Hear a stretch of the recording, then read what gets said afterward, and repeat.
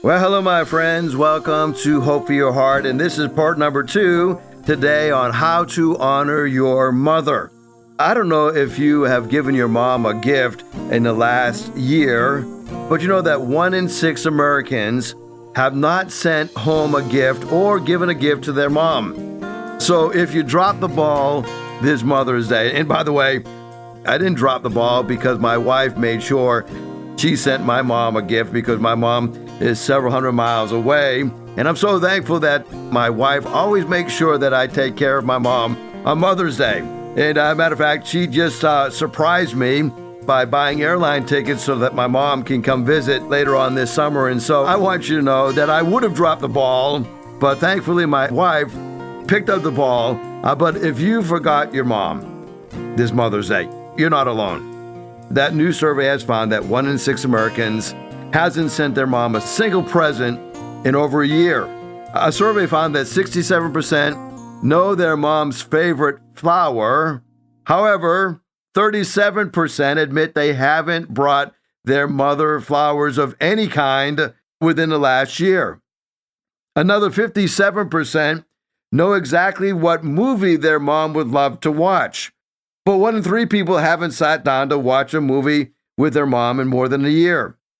Another 81% know their mom's favorite hobby, but only half that responded to this poll said they joined their mom in doing that activity within the last year. Even though 81% know their mom's favorite way to pamper herself, 51% said they haven't treated their mom in the last year. A staggering study found that mothers spend a staggering 97 hours a week doing something related to parenting. The same amount of time that most people with 6-figure salary jobs spend on their job. So celebrating Mother's Day is an easy way to show appreciation to the hard work, the dedication, and the care that moms provide. It may not be sending flowers or taking them out for dinner, but at least Americans are picking up the phone, which is good. More than 80% of the poll said that they spoke to their mom at least once a month. So there is some good signs out there. So if there's a lesson coming out of this survey, maybe it's that Americans need to spend a little more time with their mom. With Mother's Day just being passed, you can make up, right? You can catch up. Why don't you make it a goal to call your mom this week?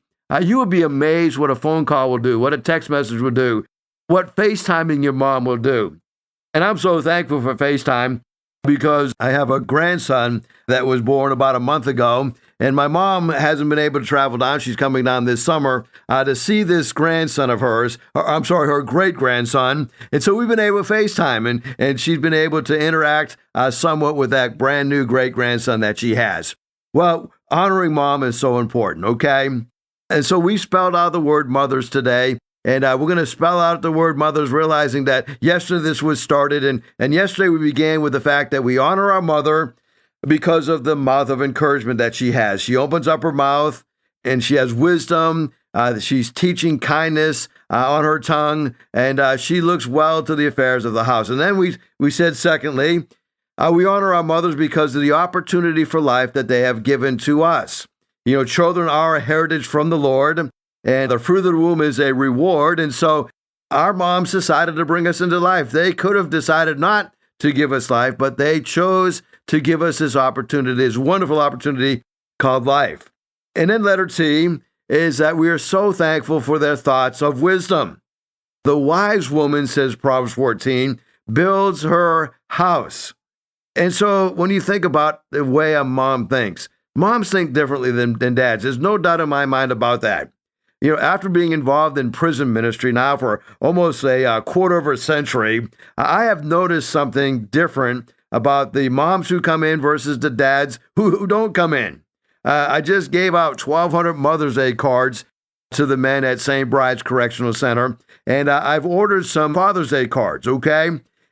And generally, I will give out one Father's Day card for every 10 Mother's Day cards that I give out. So I will probably give out about 120 Father's Day cards versus 1,200 Mother's Day cards. And I've also noticed that more moms come to see their son who is incarcerated than dads come to see their son who is incarcerated. And it is something about the way a mother thinks. Everybody else will give up on you, but your mom will still love you, in most cases, unconditionally. And so her thoughts of wisdom are such a blessing to us. And so we honor our mothers because of that hidden person of their hearts, that imperishable quality of that quiet, gentle spirit, which is precious in the sight of God. Well, let's continue on in spelling out the word mothers. We're now on the letter H, okay? We began with the mouth of encouragement, the opportunity of life, the thoughts of wisdom, and now letter H is the heart of forgiveness. Genesis chapter 30. We discover that God remembers Rachel. And now Rachel was unable to conceive, unable to bear children, and so God saw her disgrace. In biblical times, Old Testament times, if a woman could not have children, she was considered a disgrace. Genesis chapter 30, verse 23, she became pregnant and gave birth to a son and said, God has taken away my disgrace. So she named him Joseph and said, may the Lord add to me another son. Now Rachel felt her own reproach. She was barren. She felt the shame of her barrenness. It was a stigma which she longed to end. This is true with many other women in the Bible, as they pierce themselves because of the lack of ability to have a baby. But we discover that that disgrace was taken away from Rachel. In other words, God showered her with grace. You receive God's showering of grace through the heart of forgiveness. You know, forgiveness is the best form of love. It takes a strong person to say sorry and an even stronger person to forgive. Psychology cannot meet our need for forgiveness. There was an author and a teacher named Rebecca Pippert who had the opportunity to audit some graduate level courses at Harvard University. One of the classes that she audited was a class entitled Systems of Counseling. At one point, the professor presented a case in which therapeutic methods were used to help a man uncover the deep hostility and the deep anger that he had toward his mother. This helped the client understand himself in new ways.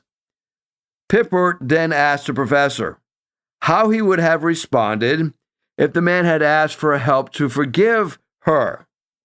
Now, notice how the professor responded. The professor said that forgiveness was a concept that assumed moral responsibility and many other things that scientific psychology could not speak to. And then he said this, don't force your values about forgiveness onto the patient, he argued. When some of the students responded with dismay, the professor tried to relieve the tension with some humor. And he said, if you guys are looking for a changed heart, I think that you're looking in the wrong department. However, Pippert observed, the truth is, we are looking for a changed heart. You see, secular reason by itself, all by itself, cannot change us as a basis for a deep and powerful message of forgiveness and redemption. What really changes us? Forgiveness. And we learn forgiveness from the people that we love.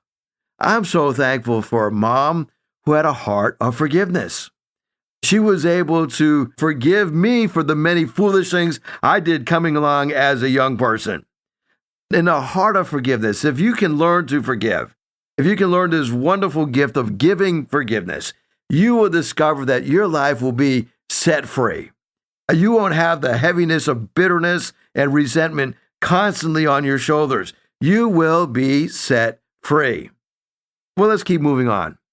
Letter E, as we look at a mother's love, we think about ears, a mother's ears of listening. We are told to listen to the advice and accept the instruction that we may gain wisdom and a future. Look what Solomon says about a mother's teaching. Proverbs chapter 1, verses 8 to 10. My son, listen to your father's advice. Don't turn away from your mother's teaching. What they teach you will be a beautiful crown on your head. It'll be like a chain to decorate your neck. My son, if sinners tempt you, don't give in to them. Now let's break this passage down. Listen to your father's advice. Don't turn away from your mother's teaching. We are living in a day and age where many are turning away from the mother's teaching. And I'm talking about Christian homes being led by Christian mom and dad, instilling godly principles upon their children, and the children deciding to turn away, not listening to the father's advice, turning away from the mother's teaching. When you think about that, you are losing this ability to overcome temptation. That's why Solomon says, don't give in to them. You will give into temptation by not following the teachings from your mother, by not following the advice of your father. We are told to honor your father and your mother. Exodus chapter 20, verse number 12. One of the ways we honor them is by following through with their teaching. Honor your father by listening respectfully when he speaks. And honor your mother by remembering what she taught you about what is right and what is wrong, about the fear of God. And when you are away from home, no one can see you, but God sees you, and you have that foundation of truth residing within you. When we look at honoring your father and your mother, the way that we honor somebody is we obey their instructions. We follow their example. And as you look at your life, and maybe you're listening to me today, and you didn't have a godly example. And so you're trying to figure out, how do I honor my father and my mother? You know what I've discovered about mothers, even mothers that may not be the best moms, they want to be the best moms. They know what they should be doing, and in many cases, they're unable to carry it out because of some things in their lives, but they want what's best for their children. And as a result, you could honor her for her desires for wanting what's best for you. It's amazing when you think about the benefit that is found in honoring your father and your mother. Not only is it a benefit to you personally in that you will have a longer life and that things will go better for you, but it's also a benefit to the one that you are honoring. Think about the blessing you could be to your mom, especially as she gets older. I've discovered now that my mom is well into her 80s, that she has some struggles now that she didn't have as a younger person. What can I do to honor her? My mom is one of those moms that loves to spend time with us. And so I try to call her on a somewhat regular basis and try to spend time with her. I try to get up there at least once or twice a year to spend some time with her and constantly praying for her and constantly thinking about her. These are ways that you can honor your mother.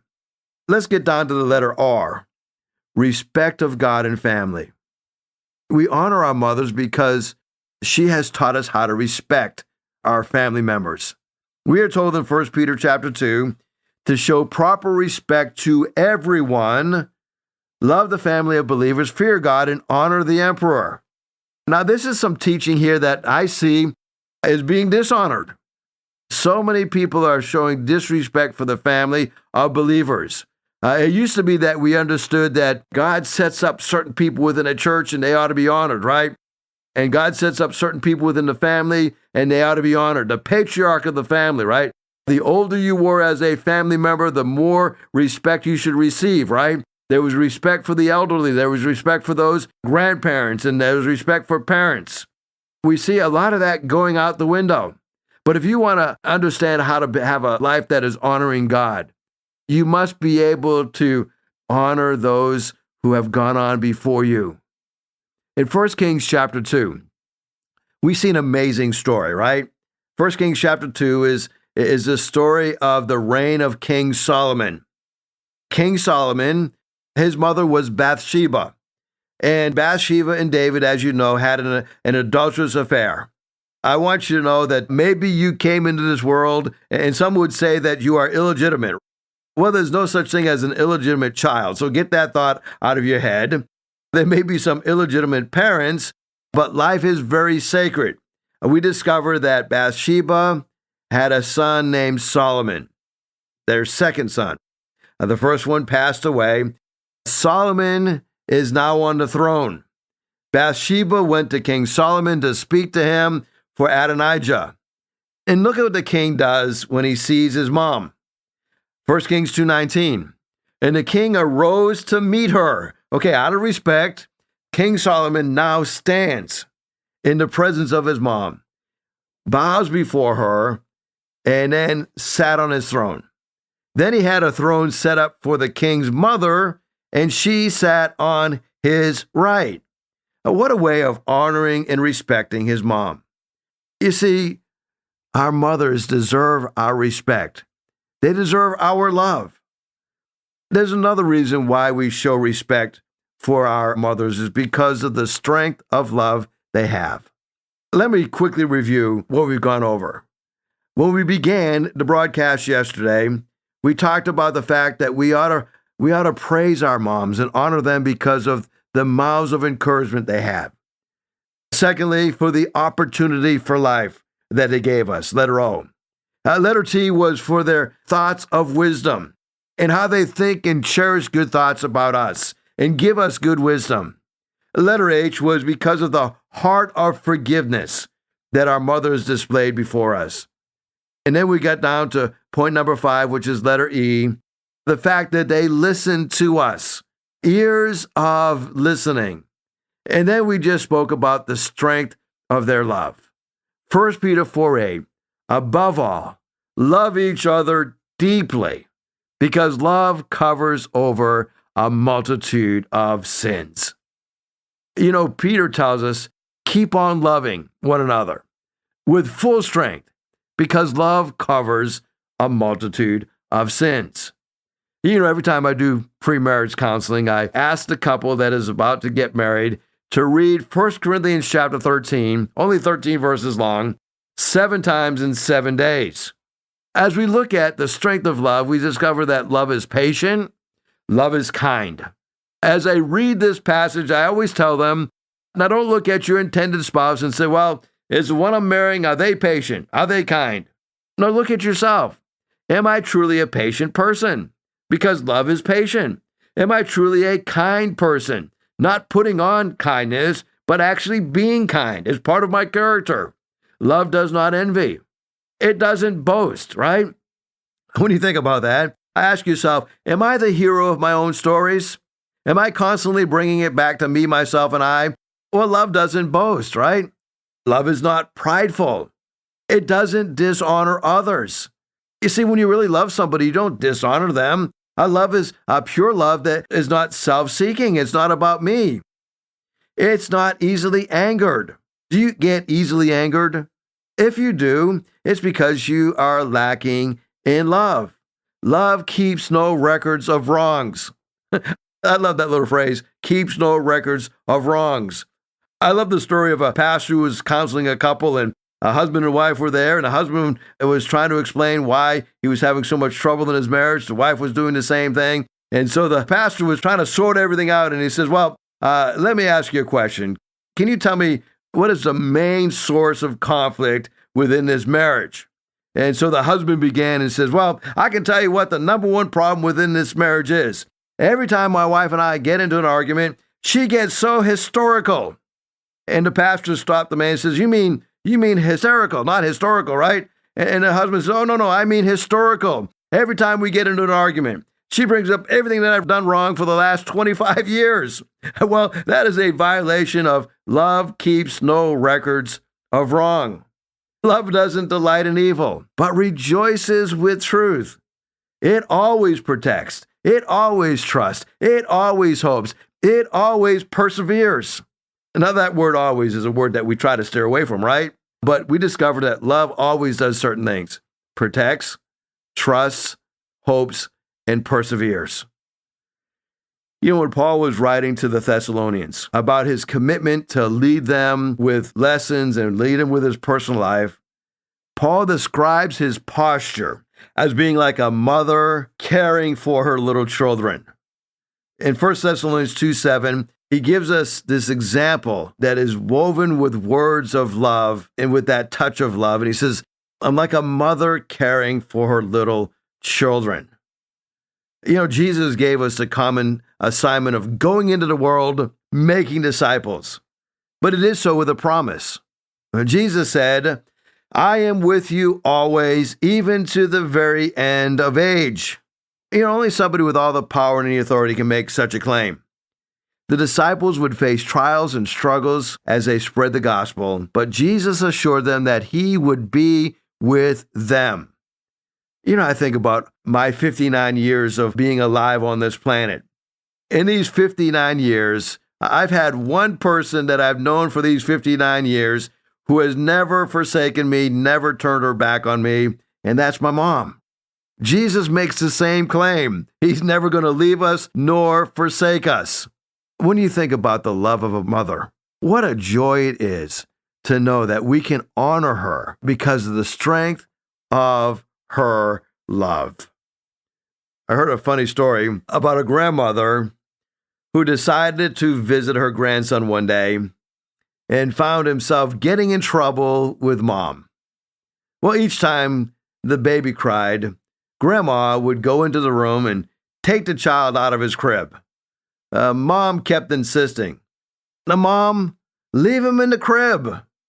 Now, after this happened a couple of times, the mom noticed things got kind of quiet in the house.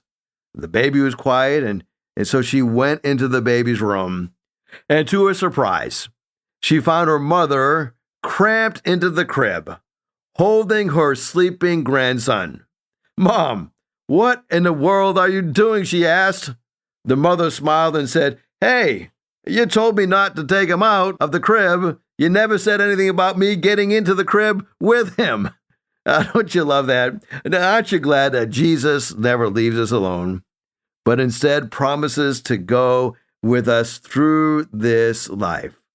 What a blessing it is to have had a godly mom in your life. I want you to join me tomorrow and the rest of this week in our broadcast, because we're going to not only talk about the wonderful example of a godly mother, but we're also going to talk about the benefit of forgiveness. And I hope that you will plan to join me for the rest of this broadcast throughout the rest of this week, because we're going to talk about what forgiveness is, how we can be involved in forgiveness. Unforgiveness means we desire to hurt the people who have wounded us. It's like the little boy who was sitting on a park bench in a lot of agony. A man walked by, asked him what was wrong. The boy answered, "I'm sitting on a bumblebee." "Then why don't you get up?" the man asked.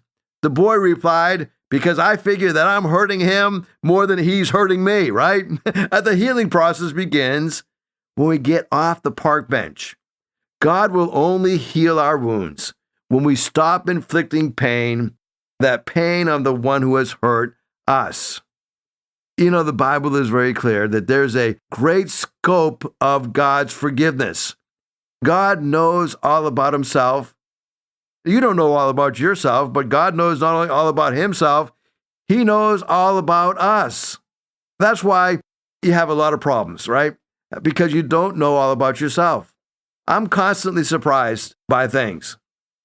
When you think about, I thought I could do something and I can't do something. And, I'm always surprised that I really don't know myself that well.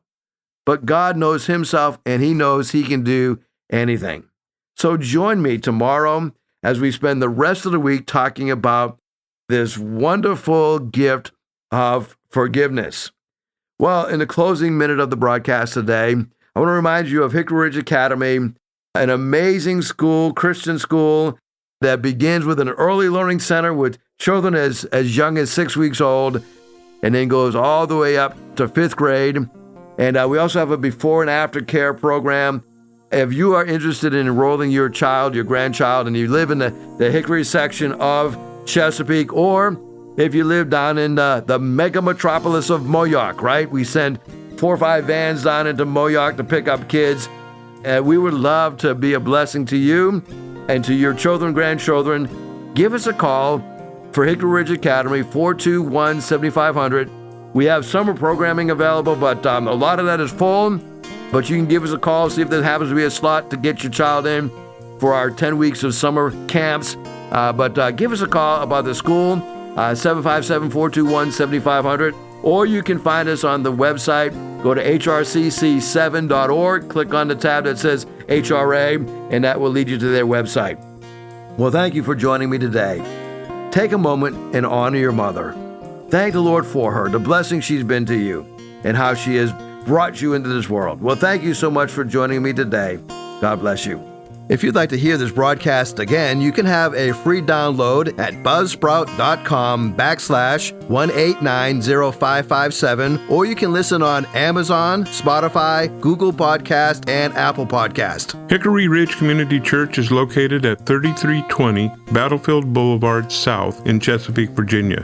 Sunday service times are 9 a.m. and 10:30 a.m. We'd love for you to join us. For more information, go to hrcc7.org. And remember, no matter what you're going through, in Jesus Christ there is always hope for your heart.